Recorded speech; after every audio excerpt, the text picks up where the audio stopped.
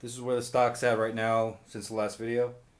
I've begun inletting the action and the barrel are starting to go in. The goal is to get it in to bore line, which is about right about here, half the thickness. Should be going all the way in. So as you can see, I got a little bit ways to go. This is a pretty tedious process actually, and most people don't even do it this way anymore. They buy it from a semi-inlet where most of it's done and you do the final fitting. But this is a dying art, and also I'm glad I'm doing it because this is the last semester when this is going to be offered. From now on, they're only doing semi-inlets, and that's because it's a lot cheaper to do. But with this method, you get to use any blank you want, which is kind of cool, and you just get it's a little more. You're just learning another skill, which is great. Anyway, this is the reason this is so tedious is you put inletting black, which is kind of like a shoe polish stuff on here, and as you can see, this is where it makes contact.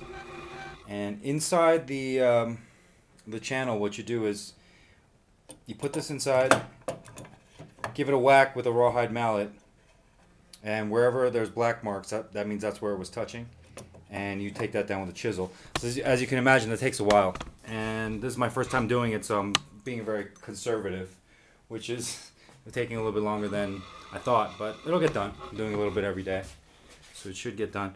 This is some of my other projects.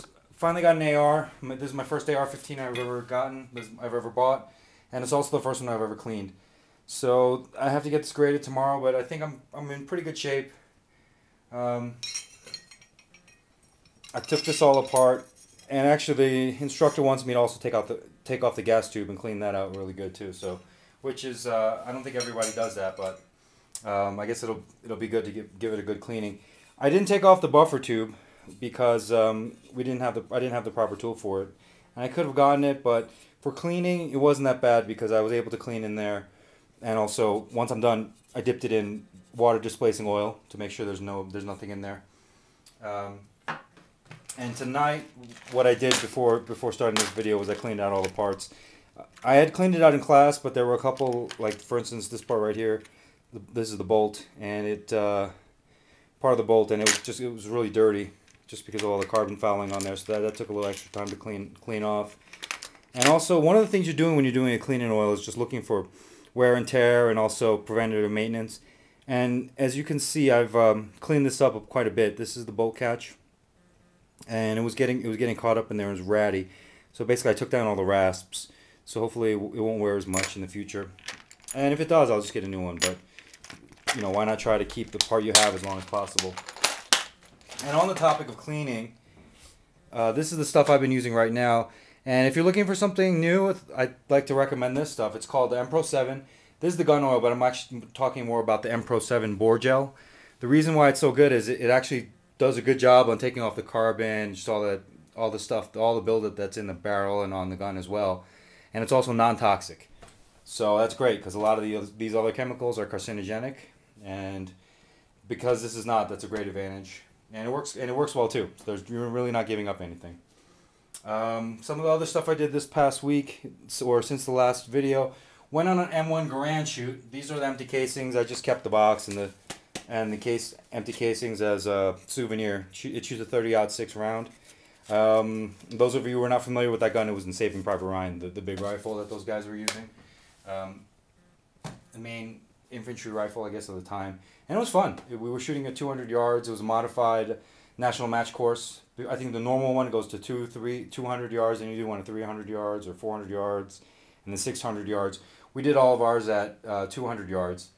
And my first time shooting at that distance, but it was pretty fun. This is something I'm working on in machine shop. This is an Remington 700 action wrench, and it's still not done yet. Right now, just the two parts are made of it. I still have to cut in the window for clamping down on the 700. Just you take the general shape of the side, and I'm making a handle for it. Right now it's not here, but I'm going to drill a hole in here, thread it, and then screw on a handle that I'm making separately.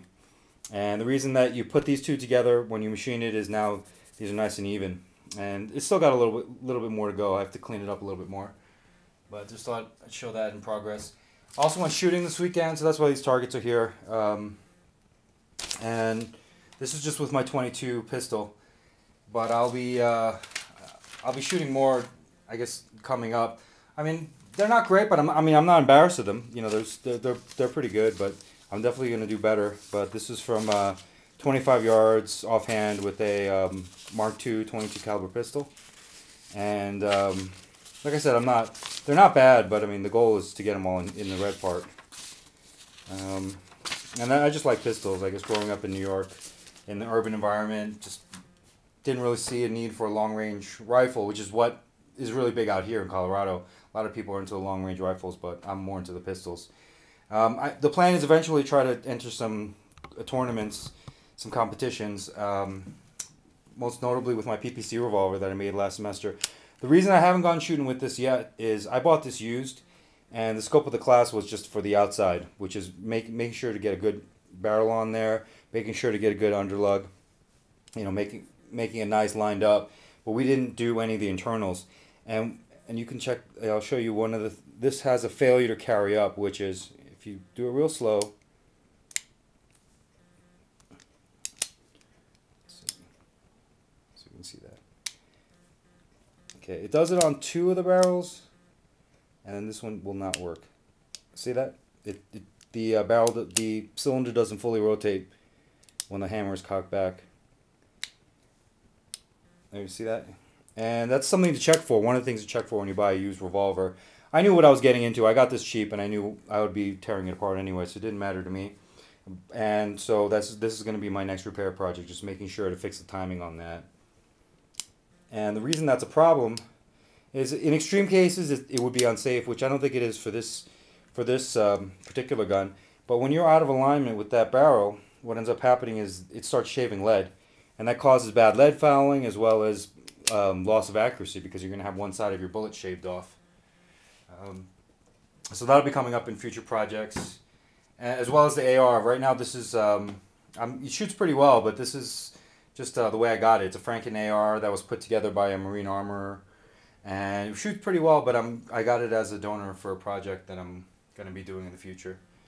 But yeah, this is what I've been doing since the last video. I have some other projects that I guess I'll feature in upcoming videos, so keep an eye out.